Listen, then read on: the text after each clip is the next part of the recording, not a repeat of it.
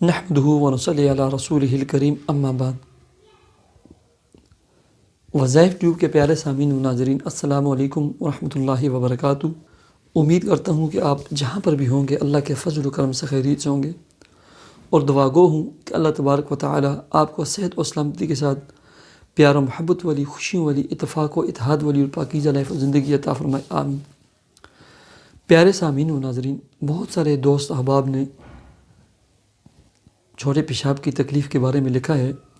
بار بار پیشاب آتا ہے، شوگر کی وجہ سے آتا ہے، ویسے آتا ہے، اس کے لیے کوئی نسخہ، کوئی دوائی، کوئی عمل، کوئی وظیفہ بتلائیں۔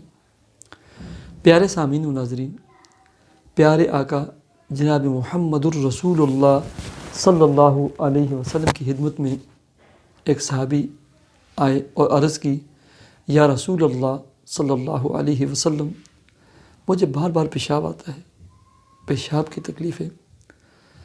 پیارے آقا جناب محمد الرسول اللہ صلی اللہ علیہ وسلم نے جو نسخہ تجویز فرمایا وہ تھا نبیذ۔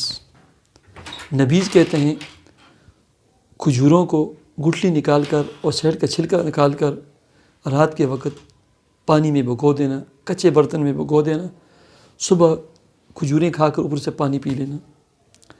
لیکن اگر پیشاب کی تکلیف ہے نا، اس میں دو چیزیں اور بھی ایڈ کریں۔ ایک تل اس میں ڈالیں، تھوڑا سا سیکہ دے کر بھنے ہوئے تل 1 ٹی اسپون رات کے وقت، اور 5 سے 7 بادام بھی ڈال دیں۔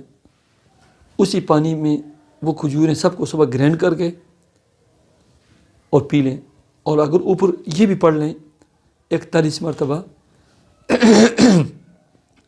یا اللہ یا سلام یا قوی یا شافی، 41 مرتبہ پڑھ کر دم کریں اور پی لیں۔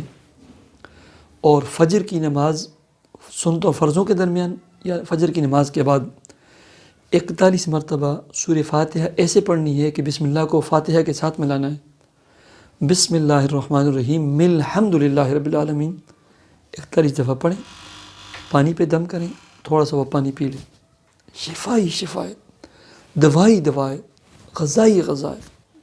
یہ نسخہ استعمال کریں۔ اللہ تبارک و تعالی آپ کو، آپ کے پیاروں کو، آپ کے سہاروں کو، آپ کے والدین کو، آپ کی اولادوں کو صحت، سلامتی، تندرستی، عافیت عطا فرمائے۔